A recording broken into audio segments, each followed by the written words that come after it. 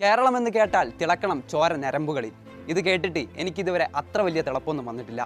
കരളുറപ്പുള്ള കേരളമെന്നും നന്മയുള്ള കേരളം എന്നൊക്കെ പറഞ്ഞ് എടുത്ത് മണ്ടയിൽ കയറ്റി വെച്ചതും പോരായിട്ട് പ്രബുദ്ധ കേരളം എന്നൊരു ആലങ്കാരിക വാക്കുകൂടെ ചേർത്ത് കേരളത്തെ നാം വിശേഷിപ്പിക്കാറുണ്ടല്ലോ. എടുത്തുകൊണ്ടുപോയി ഉപ്പിലിട്ട് വെക്കണം പ്രബുദ്ധതയുടെ ആ കട്ടി കൂടിയതാ. കാരണം കേരളം അത്ര വലിയ കോപ്പൊന്നുമല്ല.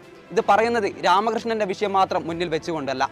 പലപ്പോഴായി കേരളത്തിൽ നിന്ന് കരളലിയിപ്പിക്കുന്ന, നാണിപ്പിക്കുന്ന, ലജ്ജിപ്പിക്കുന്ന പലതരം വാർത്തകൾ വരാറുണ്ട്. രാമകൃഷ്ണന്റെ കേസ് തന്നെ എടുക്കുക. വെളുപ്പിന് കറുപ്പിനോടുള്ള വെറുപ്പ് തുടങ്ങിയത് ഇന്നലെയൊന്നുമല്ല. ഈ വെറുപ്പിന്റെ ആദ്യ ഇരയുമല്ല രാമകൃഷ്ണൻ. അവസാനത്തേതാവണമെന്ന പ്രാർത്ഥനയുണ്ട്. ആവാനിട്ട് യാതൊരു നിർവാഹവുമില്ല. കാരണം നമ്മളുടെ എല്ലാം ഉള്ളിൽ ഒരു സത്യഭാമ ഒളിഞ്ഞുകിടപ്പുണ്ട്. അവസരം കിട്ടുന്ന സമയത്ത് ആ മുഖം മൂടി നീക്കി സത്യഭാമമാർ പുറത്ത് ചാടുക തന്നെ ചെയ്യും. കേരളത്തിൽ നിത്യോപക മരുന്നുകൾ പോലെ കോസ്മെറ്റിക്സ് പ്രൊഡക്ട്സും വിറ്റഴിക്കപ്പെടുന്നുണ്ട് എന്നത് സൂചിപ്പിക്കുന്നത് വെളുത്തിരിക്കാൻ, വെളുപ്പിന്റെ പ്രിവിലേജ് അനുഭവിക്കാൻ നാം ഓരോരുത്തരും കൊതിക്കുന്നുണ്ട് എന്നുള്ളതാണ്. ഈ